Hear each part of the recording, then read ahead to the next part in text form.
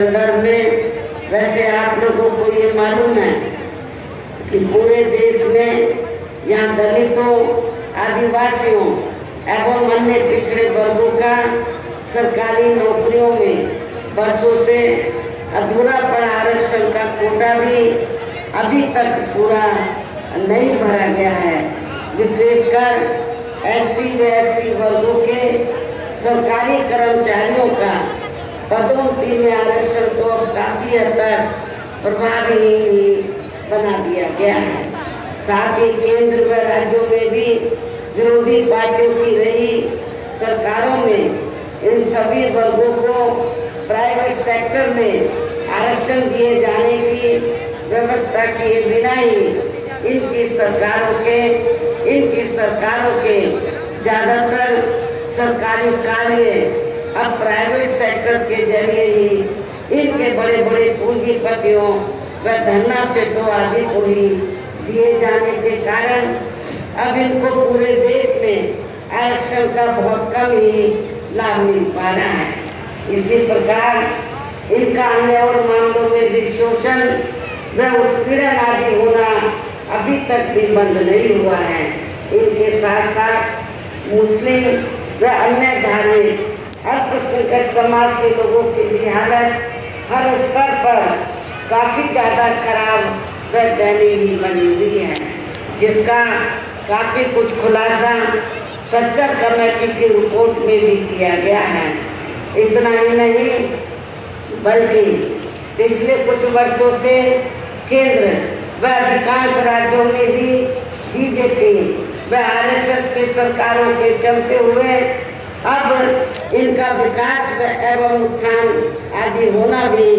काफी हद तक बंद हो गया है। आए दिन इन पर खासकर धर्म की आड़ में हो रही जुर्म जाति भी यह काफी ज्यादा चरम सीमा पर पहुंच चुकी है। इनके साथ साथ अपर कास्ट समाज में से विशेषकर गरीब लोगों की भी हालत हमें कोई खास अच्छी नजर नहीं आती है। इनकी गलत कृषि नीतियों के कारण किसान वर्ग भी आए दिन आंदोलित रहता है। साथ ही इनकी गलत आर्थिक नीतियों की वजह से देश की अर्थव्यवस्था पर भी इसका काफी बुरा प्रभाव पड़ा है, जिससे यहाँ विशेषकर छोटे एवं मध्यम वर्ग के व्यापारी वर्ग भी काफी ज्यादा दुखी व परेशान हैं। और अब केंद्र में पूर्व की रही सरकारों की तरह ही वर्तमान भाजपा सरकार में भी यहाँ पूरे देश में गरीबी, बेरोजगारी एवं महंगाई आदि भी लगातार काफी ज्यादा बढ़ रही है। देश में हर स्तर पर फैला भ्रष्टाचार भी कम नहीं हुआ है। ऐसे में अब आप लोगों को देश में हो रहे लोकसभा चुनाव में कांग्रेस, बीजेपी व इनकी सहयोगी पार्टियों को भी केंद्र की सत्ता में आने से जरूर रोकना है। जिनकी गलत नीतियों व गलत कार्य प्रणाली आदि को आप लोग काफी हद तक आजमा भी चुके हैं। और अब ये विरोधी पार्टियां किस्म किस्म के साम, दाम, दंड भेद आदि अनेकों हथकंडे इस्तेमाल करके केंद्र की सत्ता में आने की पूरी कोशिश कर लगे हुए हैं, जिनसे अपनी पार्टी के लोगों को हर स्तर पर काफी ज्यादा सावधान रहना है। और इस मामले में विरोधी पार्टियां अपने अपने पक्ष में हवा बनाने के लिए खासकर मीडिया, ओपिनियन पोल व सर्वे आदि का जो बड़े पैमाने पर इस्तेमाल कर रही हैं, तो उनसे भी अपनी पार्टी के लोगों को बिल्कुल भी गुमराह नहीं होना है। इसके साथ ही विरोधी पार्टियों के विभिन्न रूपों में जारी किए गए इनके हवाई व प्रलोभन भरे चुनावी घोषणा पत्रों एवं वायदों आदि के बहकावे में भी पार्टी के लोगों को कतई नहीं आना है, जिन्हें ये पार्टियां चुनाव खत्म होने के बाद ज्यादातर अमल में नहीं लाती हैं। और अब जिस पर से देश की जनता का अधिकांश विश्वास ही उठ गया है, यही खास वजह है कि हमारी पार्टी किसी भी चुनाव में अपनी पार्टी का कोई भी चुनावी घोषणा पत्र आदि जारी नहीं करती है। और वैसे भी हमारी पार्टी किसी भी मामले में कहने में बहुत कम बल्कि कार्य करके दिखाने में ही ज्यादा विश्वास रखती है। और इस बात का सबसे बड़ा सबूत यह है कि उत्तर प्रदेश में 4 बार हमारी पार्टी के नेतृत्व में रही सरकार ने चुनाव में पार्टी के बिना जारी किए गए घोषणा पत्र के ही प्रदेश में आम जनहित में काफी कुछ ऐतिहासिक कार्य करके दिखाए हैं, जिनकी अब देश में अधिकांश पार्टियों की सरकारें काफी नकल भी कर रही हैं। जबकि इस मामले में हमारी पार्टी का ये कहना है कि यदि इन पार्टियों के स्थान पर केंद्र में हमें अपनी पार्टी की सरकार बनाने का मौका मिलता है, तब फिर हमारी पार्टी की बनी सरकार केंद्र में जहां अब तक की रही सभी विरोधी पार्टियों की सरकारों की तरह केवल हवाई व कार्य आदि नहीं करेगी, बल्कि उत्तर प्रदेश की तरह ही जमीनी हकीकत में ठोस कार्य करके दिखाएगी। और इस संदर्भ में खासकर मैं ये कहना चाहूँगी, केंद्र द्वारा देश में पिछले कुछ समय से अति गरीब परिवारों को अस्थायी तौर पर फ्री में जो थोड़ी सी खाद्य सामग्री राशन आदि दी जा रही है, तो उससे इनका स्थायी तौर पर बना होने वाला नहीं। लेकिन आपको ये भी मालूम है, जब असेंबली का चुनाव होता है और पार्लियामेंट का भी चुनाव हो रहा है, तो भारतीय जनता पार्टी और आरएसएस के लोग तो गांव-गांव में जाकर, जिनको ये फ्री में राशन देते हैं, गांव-गांव में जाकर ये लोग गरीब लोगों को ये कहते हैं, क्या कहते हैं कि बीजेपी ने, श्री नरेंद्र मोदी जी की सरकार ने आपको फ्री में राशन दिया है, आपने बीजेपी का, आरएसएस का, श्री नरेंद्र मोदी जी का नमक खाया है, इसलिए आप लोगों को ये अदा करना है। लेकिन मैं आप लोगों को ये बताना चाहती हूँ, गरीब लोगों को ये बताना चाहती हूँ, जिनको फ्री में राशन मिल रहा है, तो वो कोई बीजेपी अपनी जेब से नहीं दे रही है, आरएसएस अपनी जेब से नहीं दे रही है, और इतना ही नहीं, श्री नरेंद्र मोदी जी भी अपनी जेब से नहीं दे रहे हैं, बल्कि जनता जो टैक्स देती है उस टैक्स के पैसे से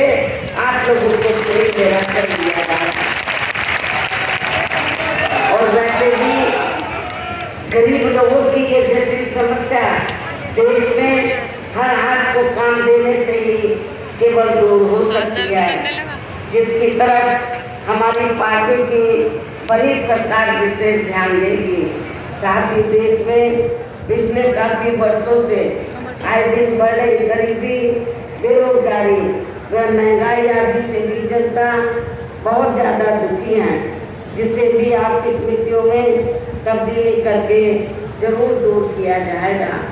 धर्म की भी आड़ में पिछले कुछ वर्षों से खासकर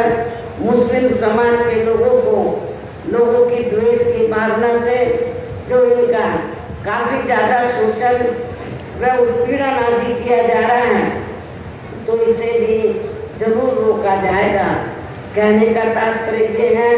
कि देश में इस समय हो रहे लोकसभा चुनाव में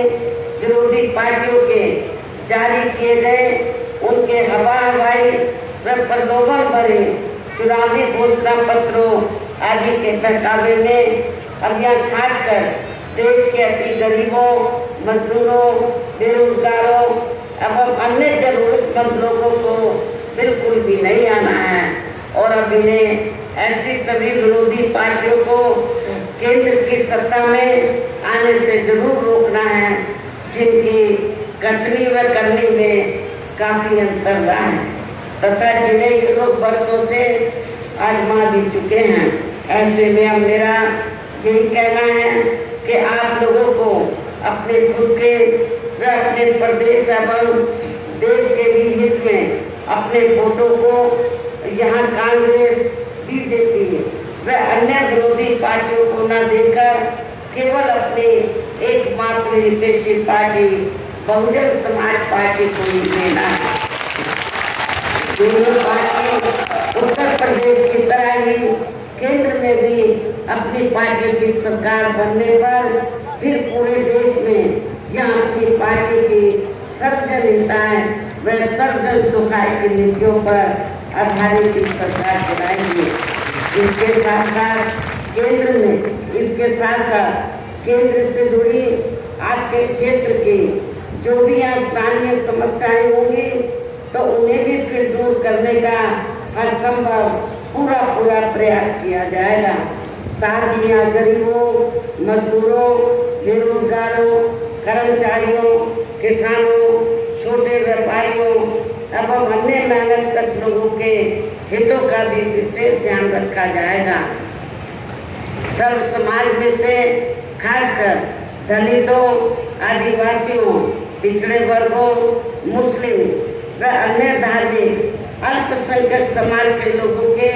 विकास व उत्थान के साथ साथ हर स्तर पर इनकी सुरक्षा आदि के लिए भी प्रभावी कदम उठाए जाएंगे। और तभी से यहाँ वास्तव में अपने देश के महान संतों, गुरुओं व महापुरुषों में भी विशेषकर महात्मा ज्योतिराव फूले, श्री छत्रपति शाहू जी महाराज, श्री नारायण गुरु, बाबा साहब डॉक्टर भीमराव अम्बेडकर एवं मान्यवर श्री कांशीराम जी आदि का अधूरा रहा सपना जरूर साकार हो सकता है, जिनको यूपी में हमारी पार्टी के लिए सरकार द्वारा हर स्तर पर पूरा आदर सम्मान दिया गया है। इन्हीं खास बातों के साथ ही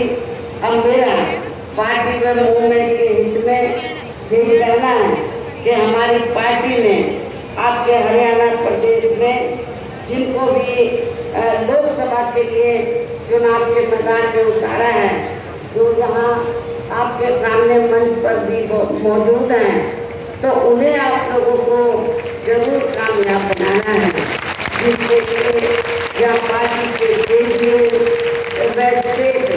स्टेट के कोने नेता तथा स्टेट की पूरी कमेटी व यहाँ के अन्य सभी स्तर के छोटे बड़े पदाधिकारी एवं कार्यकर्तागण आदि पूरे इंतजाम में लगे हैं। और अब अंत में मेरा यही कहना है कि आप लोगों को वोट पड़ने वाले दिन या अपनी पार्टी के सभी उम्मीदवारों को पार्टी का जो चुनाव चिन्ह हाथी है, अपनी पार्टी का जो चुनाव चिन्ह हाथी है, तो हाथी चुनाव चिन्ह के सामने वाले बटन को दबाकर इनको भारी वोटों के अंतर से जरूर कामयाब बनाना है। इस खास अपील के साथ ही मैं अपनी बात यही समाप्त करती हूँ।